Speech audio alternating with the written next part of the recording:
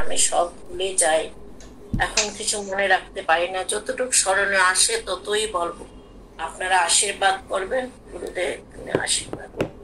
ওম হ্রিং হ্রিং নমো ভগবতে পাপা ওম হ্রিং হ্রিং নমো ভগবতে পাপা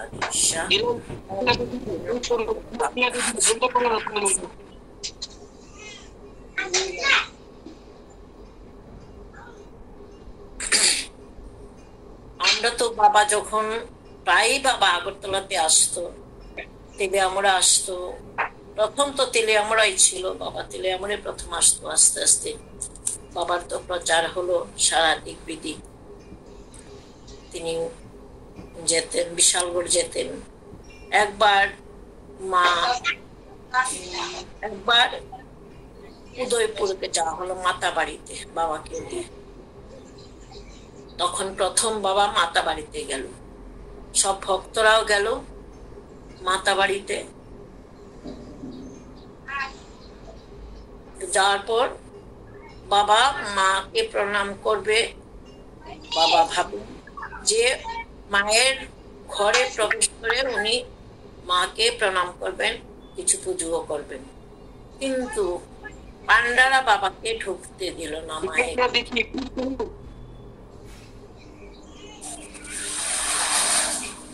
তখন আগরতলা থাকতেন, আগরতলা প্রদীপ সাহার বাড়িতে, প্রদীপ সাহা ভাড়া বাড়িতে ও যেতেন, অসীম সাহার বাড়িতে যেতেন, ওই রকমই।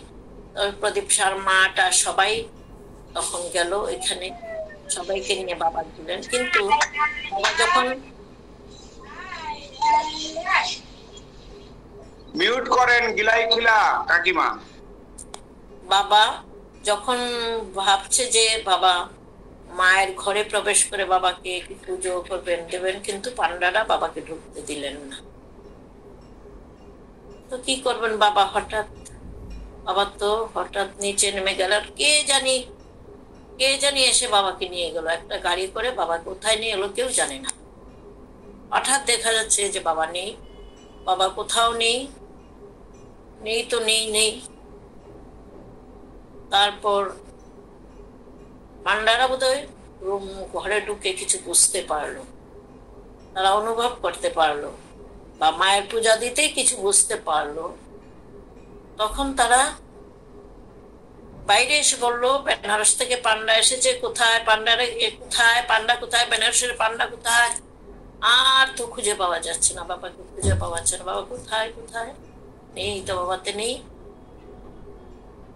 বাবাকে নিয়ে গেছে ওই যে উদয়পুর মার বাড়ির উত্তর দিকে অনেকটা দূরে ভুবনেশ্বর মন্দিরে একজন ভক্ত বোধহয় বাবাকে নিয়ে, ভক্ত না কে নিয়ে গেছে কেউ বলতে পারে না।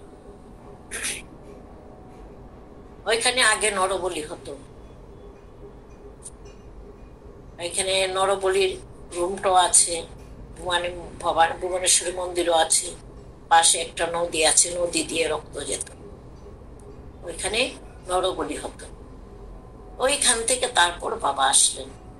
এটা বাবার লীলা, বাবার মহিমা প্রকাশ, যে বাবা কি, যে বাবা কত রকম লীলা করে গেছেন। বাবা এখানে প্রকাশিত হলেন পান্ডাদের কাছে, যে আমি কে, তোমরা মাও চিনিয়ে দিলেন বাবাকে, তোমরা কাকে ঘরে ঢুকতে দাওনি, ওটা বুঝতে পেরেছে। তারপরে তো সবাই এখানে আমরা গেলে, ওইখানে গেলে পিকনিকের মতন করা হতো, খিচুড়ি রান্না টান্না করে খাওয়া হতো সবাই মিলে, নিজেরাই সব নিজে করা হতো। বাস তারপরে তো ঘুরে আসা হলো। তারপর এমন করে অনেক জায়গাতে বাবার সাথে অনেক জায়গাতে গেছি, ওই আমরা করিমগঞ্জ গিয়েছি, বিভিন্ন যেখানে আমার ঠিক মনে নাই, সালটা মনে নাই। এখন যেমন আগে তো আমরা বুঝতে পারিনি বাবার এত প্রকাশ হবে, এত হবে, তাহলে আমরা ধরে রাখতে পারতাম, কিন্তু এতটা তো বুঝিনি তখন। যাক, এভাবে ঘুরে ঘুরে বাবা তো ঘুরে তো প্রায় সময় যজ্ঞ হতো এখানে। এই যে আমাদের আগরতলার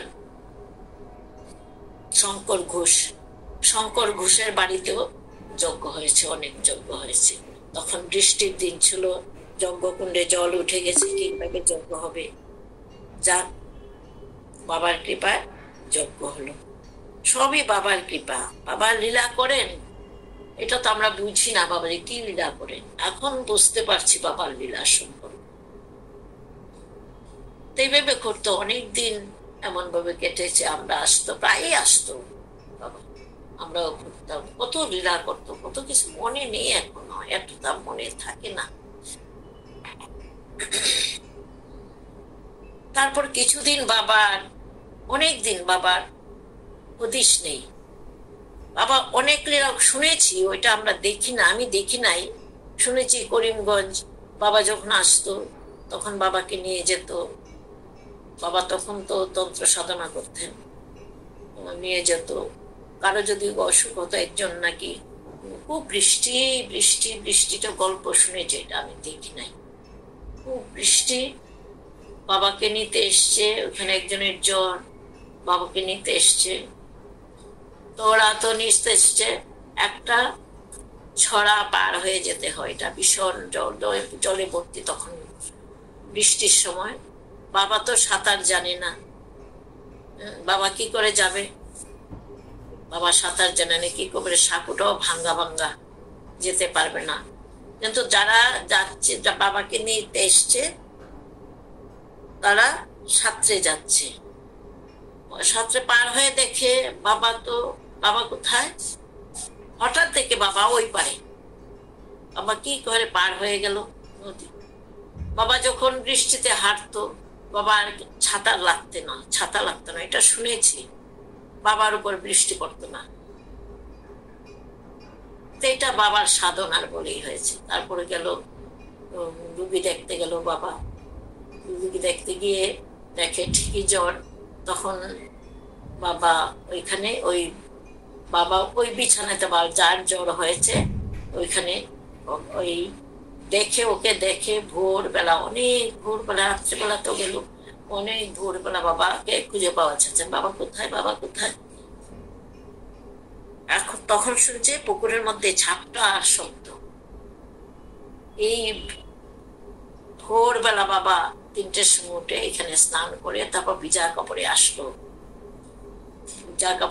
বাবার নাকি জ্বর উঠে গেল, আর ওই রোগী ভালো হয়ে গেল। ওইখানে আরেকটা গল্প শুনেছি, বাবা পুজো করতে গেছেন,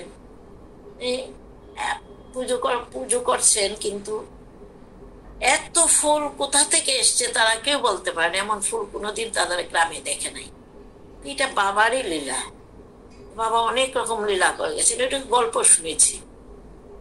তারপর অনেকদিন বাবার হদিস নেই, বাবা কোথায়, অনেকদিন তো বাইরে গিয়েছিলাম তখন, তো সবাই ভাবছে তো বাবা কোথায়। আরো অনেক কাহিনী আছে, ভুলে গেছি, অনেক কাহিনী আছে।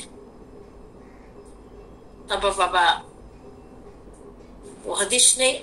আর শিলচরের তারা নাকি ভাবছে সরস্বতী, শিবানন্দ সরস্বতী নামে একজন প্রয়াণ হয়েছিলেন, তারা ভাবছে বাবাই বোধহয় প্রয়াণ হয়ে গেছে। তারা 3 দিন নাকি অভিসন্ন করলো, যেদিন কাজ করে ওই দিন বাবা এসে হাজির শিলচর। বাবাকে দেখে তো সবাই অবাক, আমরা কার অভিসন্ন করছি, বাবা তো জীবিত। এরকম কত রকম লীলা করে গেছেন বাবা।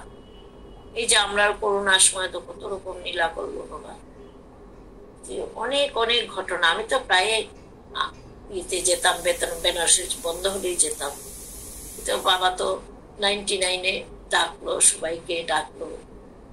ওই অসীম সাহার বাড়িতে বোধহয় 90-র পরেই বোধহয় অসীম সাহার বাড়িতে পরিচয় হয়েছে।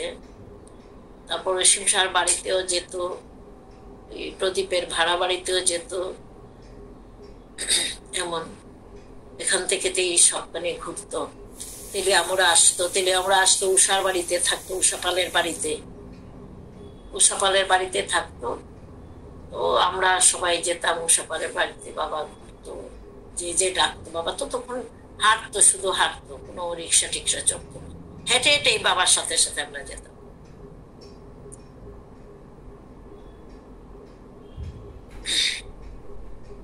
দেখেছি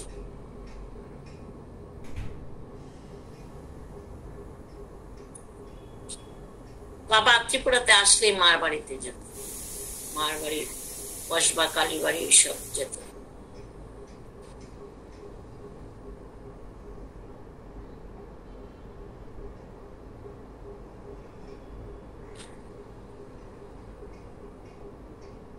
ভুলে গেছি,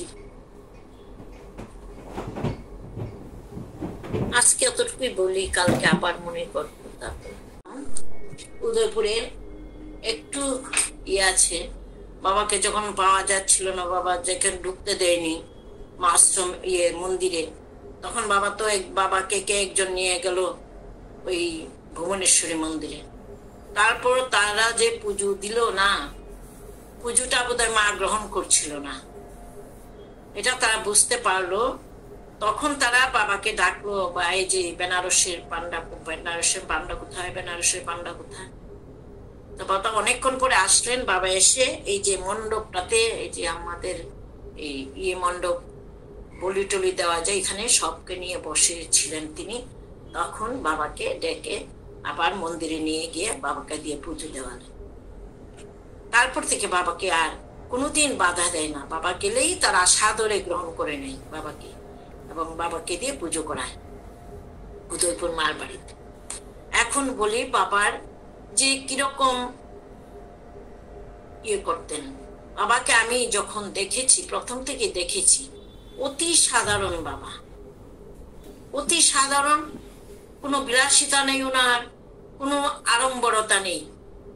ওনাকে দেখলে, সবার মাঝে দেখলে ওনাকে কেউ চিনতে পারতো না যে উনি একজন মহাপুরুষ। এমন উনি কি করতেন, পড়তেন কি পড়তেন, এই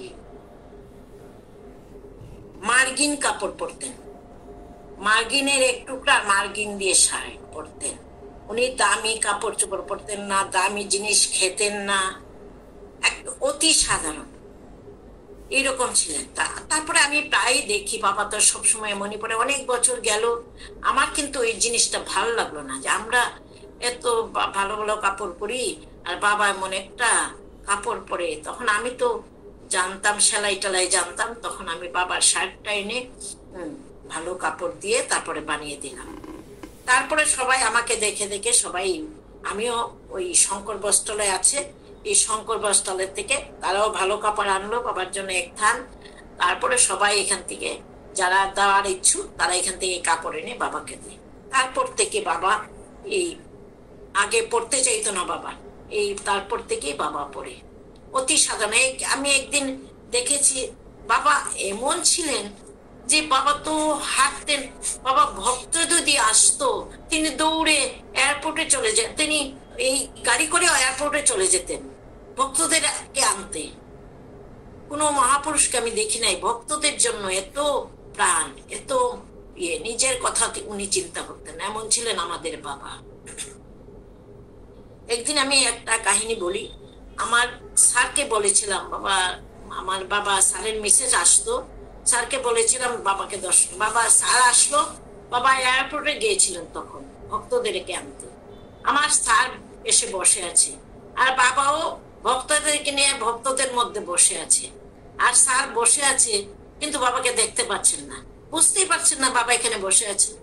তখন কি করলেন, উনি আমার স্যারের মিসেসকে বললেন, চলো চলো যাই, অনেক দেরি হয়েছে বাবা। তুমি দেখো নাই বাবাকে? না আমি তো দেখতে পাই নাই, ওই যে সবার মধ্যে বসে আছে। ওই এত সাধারণ বাবা, এত সাধারণ, আমি তো বুঝতেই পারছি না। এমন ছিলেন আমাদের বাবা, অতি সাধারণ ভাবে চলে পড়তেন। কোনো দামি জিনিস যদি, কোনো সবজি যদি দামি জিনিস আনা হতো উনি খেতেন না, এইরকম ছিলেন আমাদের বাবা। তারপর এই একদিন আমরা, একদিন কলকাতার একটা ঘটনা আমার মনে পড়ছে হঠাৎ করে, এটা 2004 হবে, যখন আমরা বাঘা যতীনে যখন বাবার জন্মোৎসবটা হয়েছিল তখন আমি গিয়েছিলাম। বাবা তো ডাকতো আমাকে, মা আসো আসো বললেই তো উন্মাদ হয়ে যেতাম, আমি পাগল, চলে যেতাম। 2003 বাবা সময়টা কেউ কি বলছে কিছু? 2003 একদিন দুপুরবেলা যাচ্ছি মামুনি আমি একটা গাড়ি করে গাড়িটা ঠিক করা হয়েছে, বাবার গাড়িটা হয়নি, মনোপুত হয়নি ড্রাইভারকে। তো বাবা উঠেছে, উঠার পরই বাবা বলে গাড়ি থামাও, গাড়ি থামাও। গাড়ি তো থামাচ্ছে না। বাবা হঠাৎ দরজা খুলে লাফ দিয়ে পড়ে গেলেন গাড়ি থেকে। আমরাও তাড়াতাড়ি গাড়িটা থামালো, বাবার কিচ্ছু হয়নি। এই যে বাবা মহাপুরুষ, এইটাই মহাপুরুষের লক্ষণ। ওরা যা কিছু তাই করতে পারে, কিচ্ছু হবে না তাদের। এটা আমার এখনো চোখে ভাসে। কালকে ওই কথাটা মনে পড়লো আমার, যেটাও চোখে ভাসে। কিরকম আমার তখন এই স্থানটার কথা মনে পড়েছে। একটা পেট্রোল পাম্পের সামনে, পাশে একটা পেট্রোল পাম্প ছিল রাস্তার উপরে। রাস্তাটা এত ভিড় ছিল না, ফাঁকা ছিল। এইরকম আমাদের বাবা যেটা বাবা মনে করত, এইটাই করত। আজকে কি শেষ হয়ে গেছে টাইমটা? আর একটু আর কি বলতে পার? করো না, আরো 1-2 মিনিট করো না অঞ্জলি, করো। তারপর বাবা একদিন আমাদের এখানেই উদয়পুর যাবে। তো উদয়পুর যাবে, আমরা বিশালগড় গেলাম। বিশালগড় তখন অসীমের বাড়িতে থাকতো। ওই আগরতলা আসলে প্রদীপের বাড়িতেও থাকতো। প্রথম দিকে প্রদীপের বাড়িতে বেশি থাকতো, পরক্ষণে এই অসীমের বাড়িতে। অসীমের বাড়িতে কিভাবে একদিন বাবা আমাদেরকে নিয়ে প্রদীপের বাড়ি থেকে চলো চলো আমরা এক বাড়িতে যাব। তো হেঁটে হেঁটে অনেক দূর অসীমের বাড়ি প্রদীপের বাড়ি থেকে। বাবা হেঁটে হেঁটেই সকালবেলা রওনা দিল। আমরা তো গেলাম, গিয়ে ঠিক বাবা বের করলো। তারপরে তখন থেকে আমাদের সাথে অসীমের পরিচয়, অসীমের মিসেসের সাথে পরিচয়। তারপরে প্রদীপের বিয়ের পরটাতেই অসীমের বাড়িতেই থাকতো। অসীমের বাড়ি থেকেই বাবা চলাফেরা করতো। তো আমরা উদয়পুর যাচ্ছি, উদয়পুর যাব, এই ইয়েতে খাবো। আর বাবা সব দেখতেন, আনাচে কানাচে যত আশ্রম টাশ্রম আছে, ওই অনাথ আশ্রম, ওইটি দর্শন করতেন বাবা। তারপর আমরা যাচ্ছি, ওই দিন বিশালগড়ে গিয়ে প্রসাদ পাবো। তারপর আমরা যাব ইয়েতে, এই মার বাড়িতে। ওই দিন উদয়পুর থাকবো একটা চিন্তাধারা ছিল। কিন্তু দুপুরবেলা খাওয়ার পর আর আমাদের আর যাওয়া হলো না। কেন? একটা তখন উত্তাল ছিল, ত্রিপুরা ছিল উত্তাল। তখন ত্রিপুরাতে গন্ডগোল ছিল, ওই রাস্তাতে একটা খুন হয়ে গেছে, আর আমাদের যাওয়া হলো না। তারপর আবার আমরা ঘুরে এই অসীমের বাড়িতে চলে এলাম। তারপরে এমন ক্ষুদ্র ক্ষুদ্র অনেক ঘটনা আছে, ক্ষুদ্র ক্ষুদ্র। এই আজকে অতটুকু বলি, কালকে আবার বলবো।